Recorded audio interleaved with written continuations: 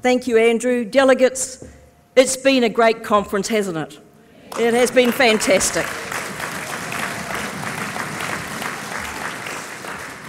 I want to thank you for your contribution to making the conference it's been. I want to thank the party organisation, Mike Smith and his staff who work so hard, who really are our unsung heroes.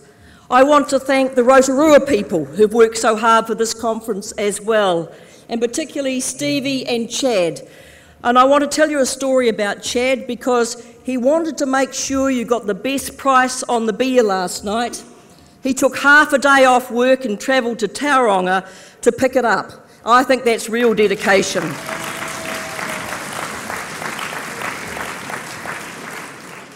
It was a very good night. It was a shame about the rugby, but one thing I have noticed, that since National's been in power, the All Blacks haven't done very well at all. Delegates, for the past 3 days, we have debated issues vigorously. We've come up with new policy ideas. We've expressed diverse opinions. We've listened to speakers who are not normally seen at a Labour Party conference. And we've involved hundreds of delegates who represent a real slice of New Zealand, the young and the restless, the older and the experienced, women, men, people from all walks of life, cultural and ethnic backgrounds. And I believe our workshops were just outstanding. I thoroughly enjoyed them. Throughout it all, we've been joined together by our commitment to shared Labour values. And I believe we're now starting to see the emergence of a revitalised Labour Party. From our regional conferences, where there were record numbers of people turning up. I went to the Northern South Island Conference in Greymouth. You know, it really is a great part of New Zealand, but it's not the easiest place to get to. But there was standing room only. People had travelled from all parts of the region to be there. I asked one delegate, why was he there? And he replied, to make sure you buggers listen to what real New Zealanders have got to say. And delegates, we are listening. We are seeing renewal through our membership drive right across New Zealand because we know membership is the backbone of any political party. People do want to join our party, but often we don't ask them. And I've decided to take a leaf out of our Senior Vice President's book. Maura was driving from Wellington, from Parliament to the airport in Wellington last week in a taxi. On the way, she signed up the taxi driver.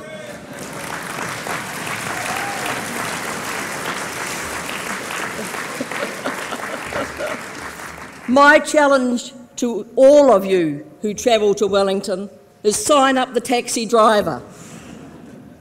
It's my good fortune that this member is now a member of the Rongotai electorate. Last week, I had a visitor come to see me in Wellington, a long-time supporter. He'd never joined. He's now signed up to the Wanganui electorate.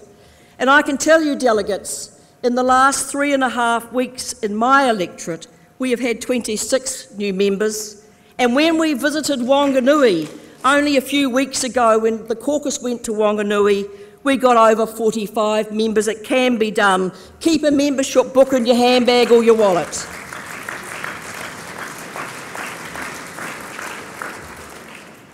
More and more we are seeing party members getting engaged again. At this annual conference, our regional conferences, in branch discussions and seminars, planning retreats, policy committees, online, offline, tweeting and blogging and grassroots labour and red alert.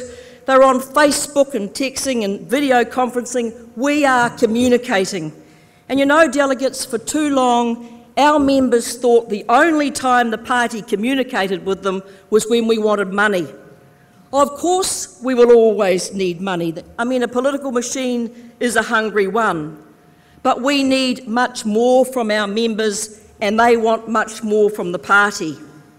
Our strength will be our ability to organise and to present policy to New Zealanders that are relevant to their concerns and their daily lives.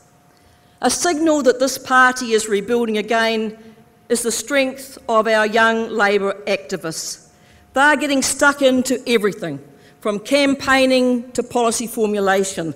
They're leaping out of their skins with energy and enthusiasm. And during the Mount Albert by-election, it was Labour youth from Auckland and Wellington in particular who hit the streets doing everything, from door knocking to rent a mob. They could even make holding up a David Shearer sign in cold driving rain on a street corner look like it was fun. They are promoting the ideas.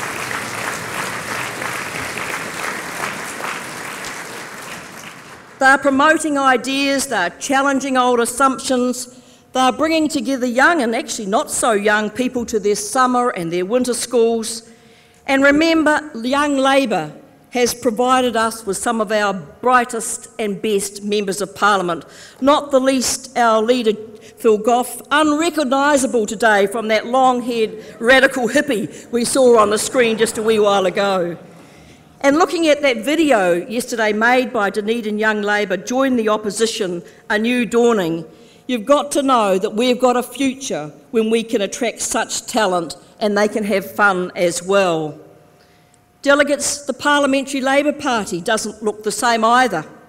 I recently received a letter from an old political activist who said he couldn't remember a time when a party lost office but brought in 13 new MPs, now 14, with the addition of David Shearer.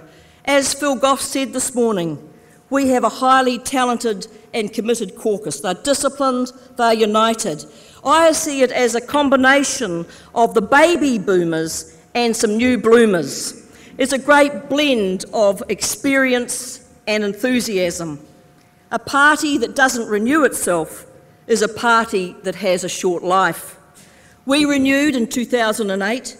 We will renew again in 2011. And while we're rebuilding, the National Party's brat pack, Mr English, Mr Ryle and Nick Smith, have become the rat pack. As you know, delegates, MMP is up for debate again. Never forget that MMP enabled us to have a caucus that looks more like New Zealand. We have that growing diversity there, women, men, Maori, Pacifica, Asian, rainbow, youth and age, and a party we are committed to growing that diversity. A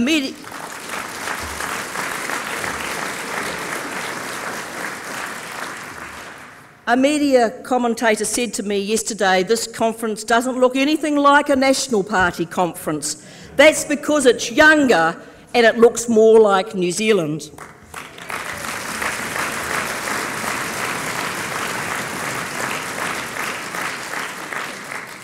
We do feel good about our party. We are proud of our government's legacy, but we know that we have to be in fighting fit form for the 2011 election because there are some tough challenges ahead. We do have to earn the trust of New Zealanders again. We've got to show them we're focused on the issues that affect their daily lives, and they want to know that we listen to messages they were giving us at the ballot box last year.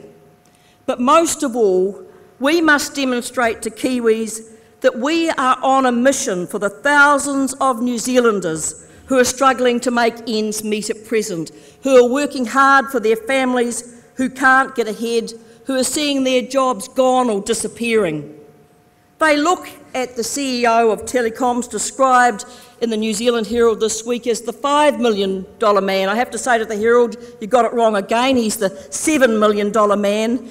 People look at that and they wonder why the workers who generate Mr Reynolds' pay, those who connect the phones and maintain the lines and make the system work, are facing wage cuts of up to $25,000 a year or no job at all.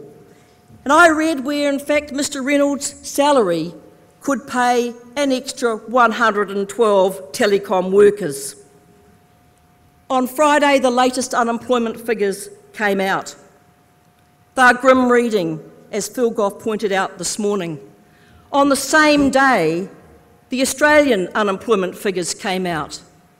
Their unemployment did not go up in this last month. It stayed the same. And that is because a Labor government in Australia was prepared to invest into job creation and training. This government has not. This government is writing off those who become unemployed as statistics. Our job, as always, will be to focus on fair wages and decent working conditions. And I couldn't help but notice that placard that was held up by a firefighter on television a couple of nights ago that read, "My wages are less than Bill English's perks." Delegates, we must show New Zealanders that children will be at the centre of our policy come the next election. We want to work with parents.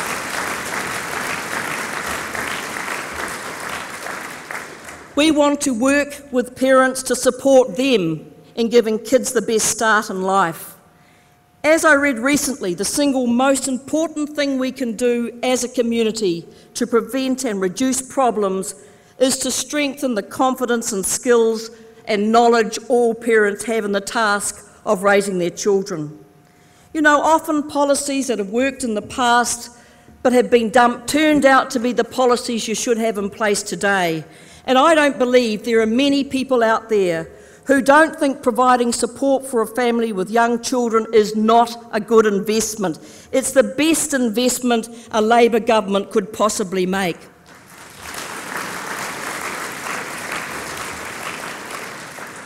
This morning, Phil mentioned Plunkett, and I just want to say, when I was a young mum with a young baby, it was Plunkett who was in my house alongside me for those first vital weeks, but still there teaching and guiding me 2 years later.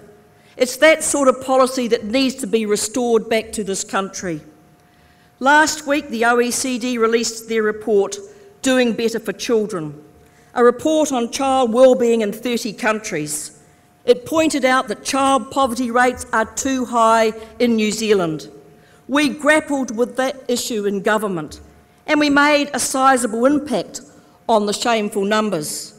Between 2001 and 2007, the number of people receiving the unemployment benefit or the domestic purposes benefit decreased substantially as people were helped into training and to jobs to give them a better future for their families.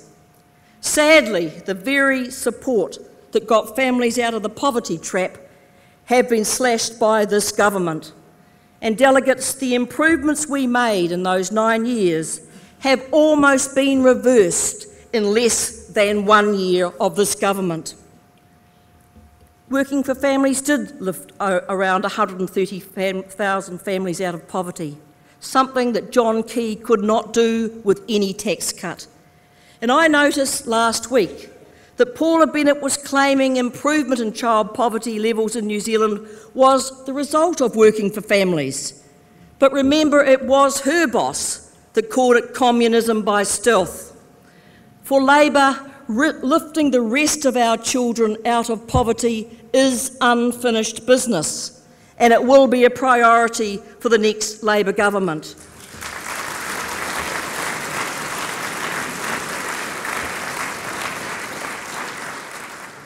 In the meantime, my message to Paula Bennett is, don't use the recession as an excuse not to make our kids a top priority.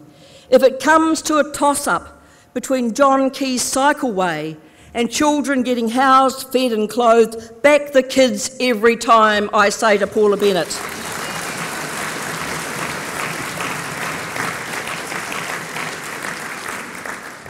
Delegates, our mission in government will be to bring back what is fast disappearing in education and health around this country.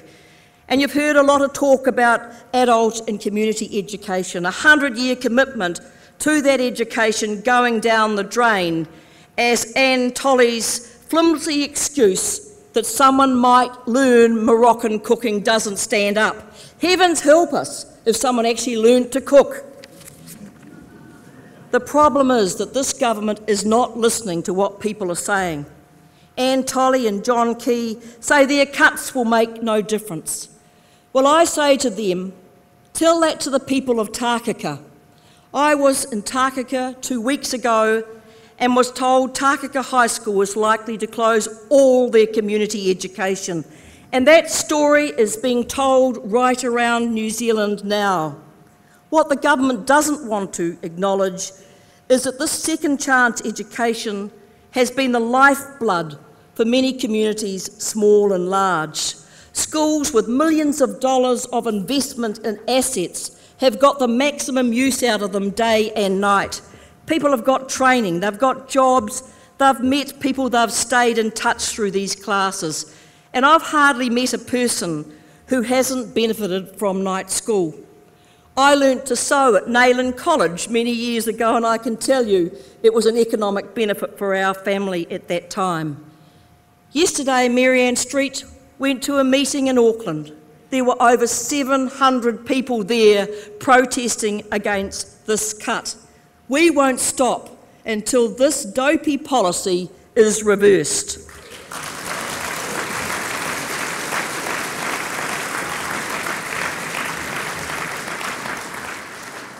We will need to be on a mission to restore affordable primary health care when back in government, because it's rapidly becoming a thing of the past. We know that reducing poverty and taking stress off the family budget has been helped by cheaper doctors' visits and prescriptions. Delegates, there is so much more that we're going to have to do, because it hasn't taken long for this government to start unravelling our policies. The Labour-like National Party in opposition has taken less than a year to return to type, and it's picking up a pace.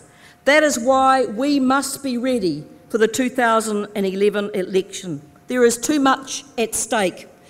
3 years, if a national government went, 3 years of national government will be long enough, but it won't be long enough for them to unwind everything we've done. 6 years would.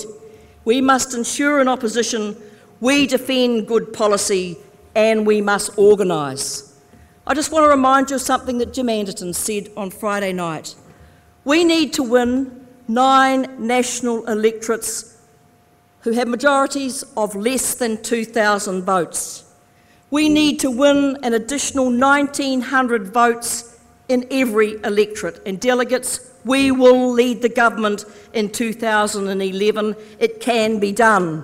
And a party that backs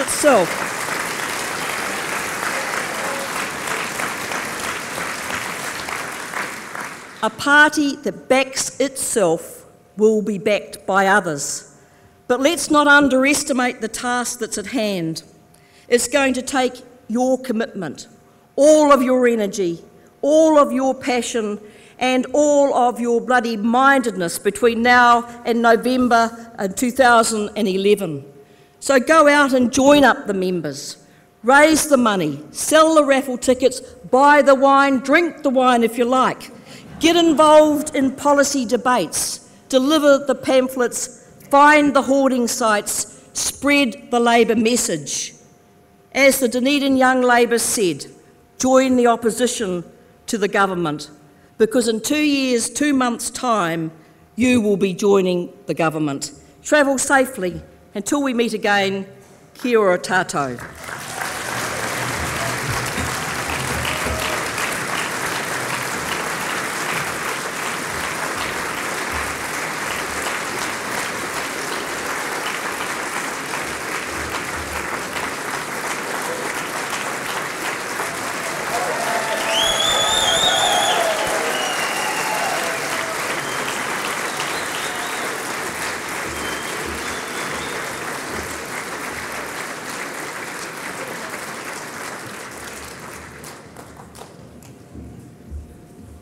Thank you very much, Annette. Can I invite Ngareta Jones and Hina